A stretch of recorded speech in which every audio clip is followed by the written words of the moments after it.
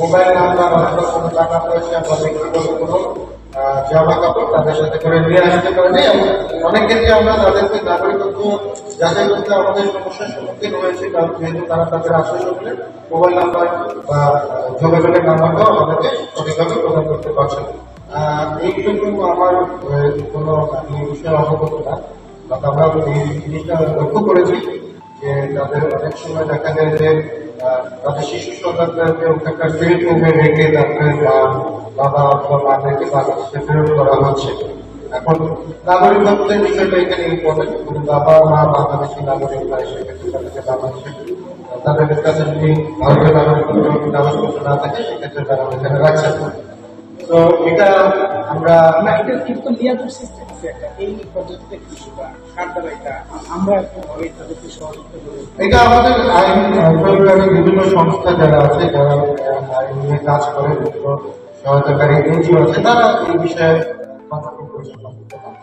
সেক্ষেত্রে আপনাদের সহযোগিতা পান। হ্যাঁ, আমরা প্রয়োজনীয় সহযোগিতা করবো এবং আমরা সহযোগিতা করে যাচ্ছি যেগুলো না। আমাদের গাইবান্ধা এলাকা ঠাকুরগাঁও হরিপুর জেলা, হরিপুর থেকে আমাদের এখানে দিনাজপুর বিরল উপজেলা পর্যন্ত, হরিপুর উপজেলা এবং বিরল উপজেলা পর্যন্ত 99 কিলোমিটার গাইবান্ধা এলাকায় আমরা এখন পর্যন্ত কোনো শরণার্থী যারা অন্য দেশের শরণার্থী আইডি কার্ড এরকম কোনো ব্যক্তিকে শনাক্ত করে নেই যারা দোষীরা স্বীকার করেছে।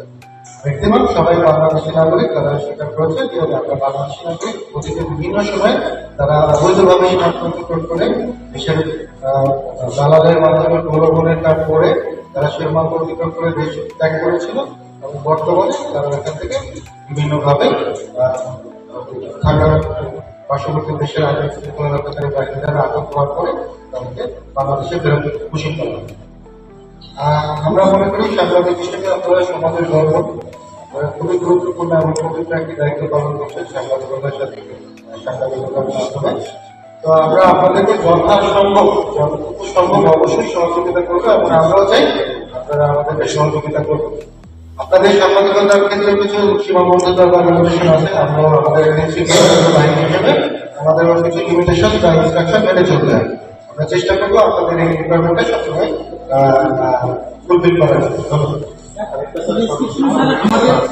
এই জেডেল মেশিনের কোনো ঘটনা ঘটে বা সীমান্তের কোনো ঘটনা ঘটে, মানে এখানে যারা আছে আমরা যারা কাজ করি আর ওই যে অন্য কোনো কাজের মধ্যে আমরা যেতে পারি এত চাপের মধ্যে, সুতরাং আমরা খুব বেশি বিশ্রাম এই কথাটার সঙ্গে যোগ করে দিচ্ছি আমাদের যে ওই নাম্বারে ফোন দিলে আপনারা আমাদের দেওয়া যায়।